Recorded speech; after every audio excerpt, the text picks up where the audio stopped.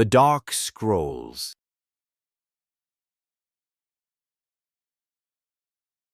They say some ghosts never leave the palace.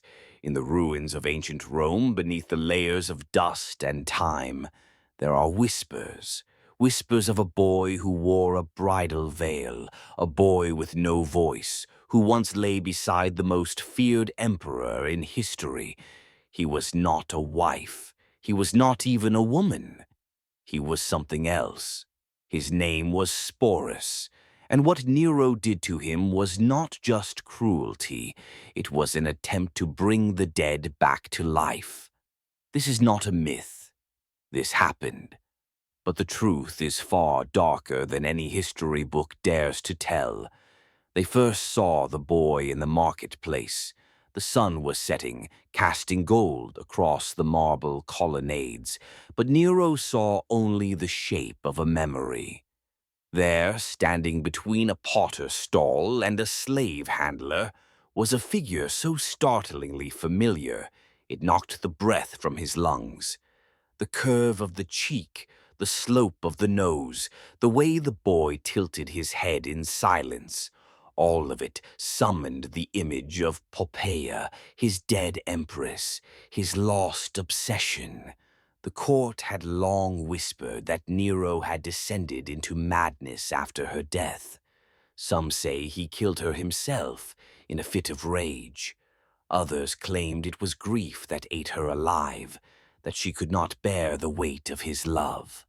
But those closest knew better. They saw the way Nero spoke to empty rooms, how he wandered her dressing chambers at night, inhaling her perfumes like incense to a forgotten goddess. And now, standing before him, was Poppaea again, reborn, but not quite. This boy was younger, alive, vulnerable. Nero did not ask his name. He did not ask where he came from. He simply pointed and said, "Bring him to the palace." The boy was called Sporus. At first, he was just another quiet shadow in the emperor's orbit, dressed and perfumed, trained to bow and smile, to say little and obey quickly. But Nero didn't want a servant. He wanted a resurrection. He wanted to feel Poppaea's breath against his skin once more. And when desire failed to match delusion, he made a decision that would forever echo in the darkness of Rome's history. Let him be unmade. Let him be transformed. No one dared protest. When the command came, silence fell over the court like the hush before a storm. In a chamber beneath the palace, Sporus was laid upon a stone altar, surrounded by priests of pain dressed as healers.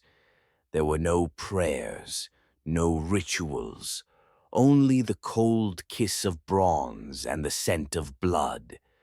The boy did not scream. His eyes remained open, locked on the ceiling where Nero had painted a portrait of Poppaea ascending into the clouds. The blade took more than flesh. It carved away identity, voice, innocence. In its place, Nero planted something else, something that would carry Poppaea's ghost.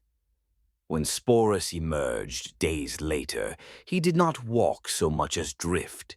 He was dressed in silk, his hair perfumed and pinned with pearls.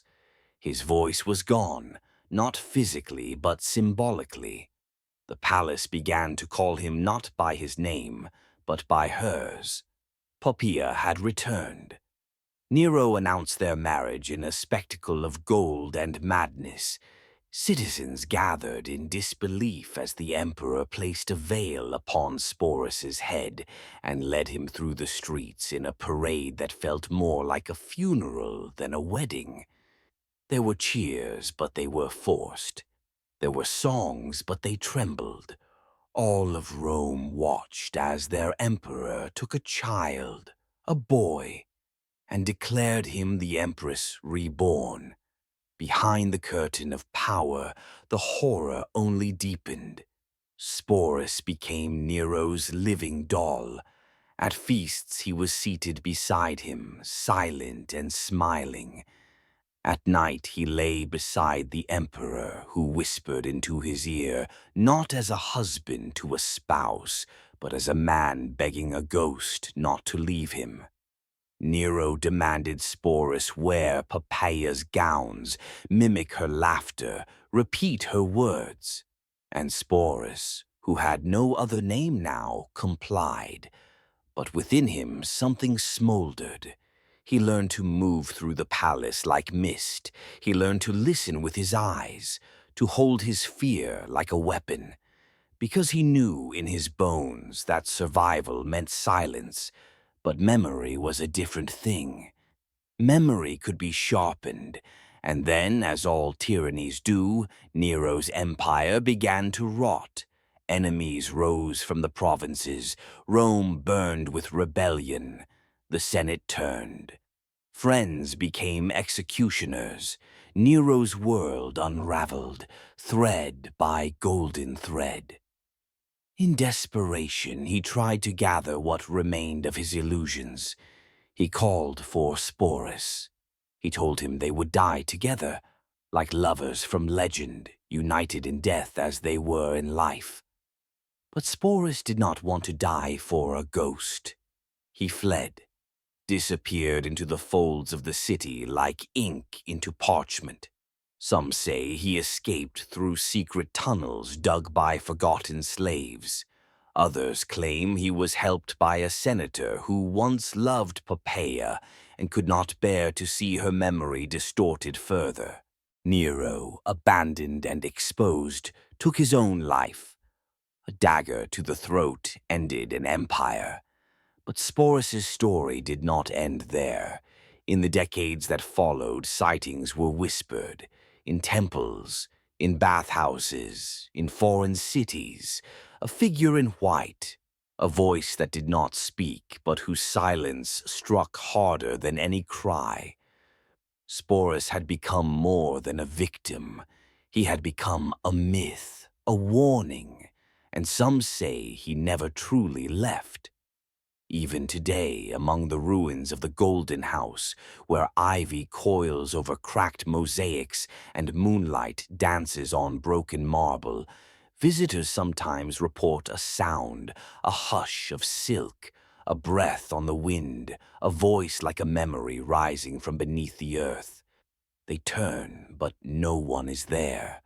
Only a feeling remains, a presence. As though someone, somewhere, is still watching, still remembering. Not Poppaea, not Sporus, but something in between. Sporus was never seen again by the Senate. His name vanished from marble inscriptions, erased as if he had never existed. But the echo remained. Historians tried to cage him in footnotes, call him a footnote to madness, a victim of imperial decadence. But they missed the truth. Sporus was not a symbol of Nero's lust. He was the reflection of Rome itself, gilded, violated, hollowed out by ambition and grief. He did not speak, but in that silence lived the loudest indictment of empire. In the years that followed, Rome would fall, not at once, not in fire, but in shame.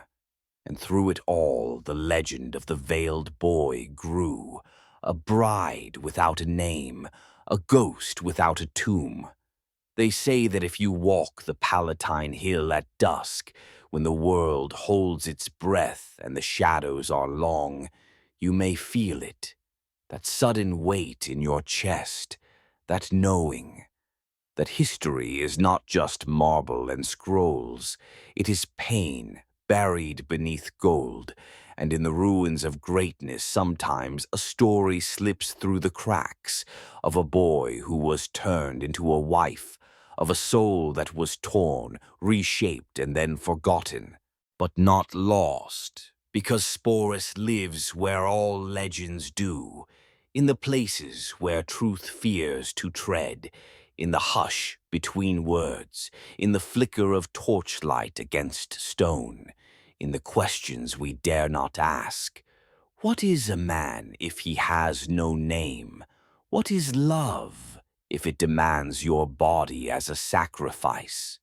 What is power if it can bend fate but not bring back the dead? No answer ever comes, only silence and a whisper. I remember. Thanks for watching. Subscribe for more.